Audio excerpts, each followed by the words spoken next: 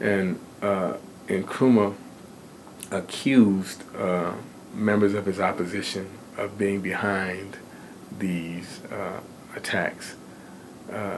Subsequently, the CIA document showed that the Central Intelligence Agency offered $13 million for his assassination, and that they were actually behind these attacks, and that the individuals whom Nkrumah arrested for trying to kill him and for trying to undermine his regime were actively plotting with the West and with South Africa against him, because Nkrumah was one of the most vocal supporters of Nelson Mandela and the ANC and liberation of South Africa.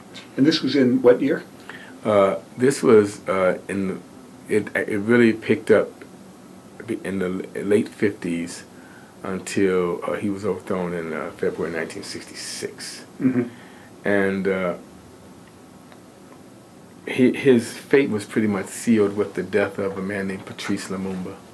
Patrice Lumumba was the democratic elected leader of the Congo, the Congo being one of the richest countries in the world, one of the major producers of gold and bauxite and cobalt and diamonds and all kinds of things, one of the richest countries in the world with the poorest people in the world. And he said, well, once we come to power and the Africans become independent in the Congo, these resources that are flooding out of the country, we can get some money to build schools and roads and hospitals. I had the actual transcript of the White House meeting, and one of his person present wrote down that after Lumumba was reportedly have said this, President Eisenhower said he should be thrown into a, quote, a river full of crocodiles. And subsequently, the CIA station chief, who was interviewed, interestingly, about 2000 by the BBC, he said in this interview, he was a CIA station chief in the Congo, he said that one day a man who was in charge of like special scientific operations for the Central Intelligence Agency came to him in the Congo with a poison for Lumumba to kill him. And he said he was shocked. He said he was shocked. He didn't, you know, but that was what the government had mandated, that Lumumba would die. And subsequently, Lumumba was taken, captured, overthrown, and beaten and tortured to death, and then later shot, I think. Shot or tortured to death. We're not sure, because his body was chopped up and doused with acid.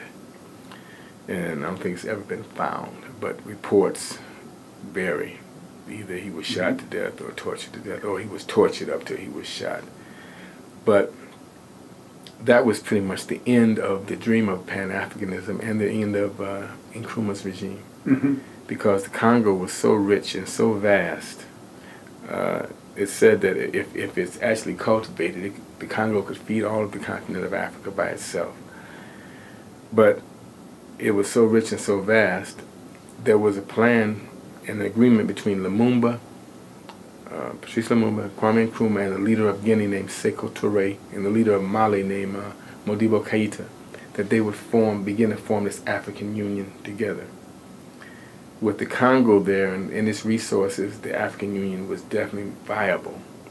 And as countries became independent, they would have that option to join the Union.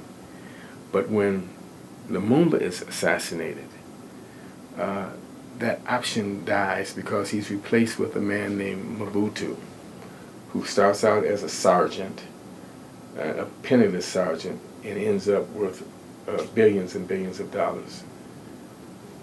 Who was a client, I remember him at the White House with Ronald Reagan, who said he was a friend of freedom in the Congo. Well, there was no freedom in the Congo when Mobutu was there.